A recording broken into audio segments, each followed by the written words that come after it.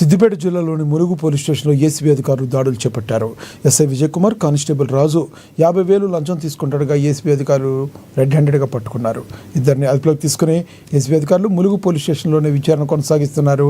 అయితే ఈ నెల 5వ తేదీన ఎస్ఐ లంచం అడుగుతున్నారని ఏసీపీకి కంప్లైంట్ వచ్చిందని వారు తెలిపారు.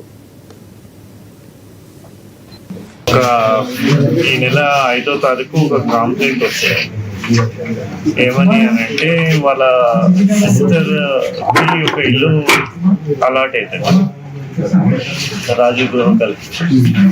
దాంట్లో వేరే వాళ్ళు ఇల్లీగల్గా ఆక్యుపై చేసుకుంటారు. దాన్ని ఎవిక్షన్ చేసేయడానికి పోలీస్ ప్రొటెక్షన్ ఇవ్వాలని చెప్పేసి ఒకటి కంప్లైంట్. అయితే నా దగ్గర మెన్ లేదు, పర్సనల్స్ లేదు అది అని చెప్పేసి ఆయన మన ఎస్ఐ విజయ్ కుమార్ గారు అతని కంప్లైంట్ని 3-4 సార్లు చెప్తారు అన్నమాట.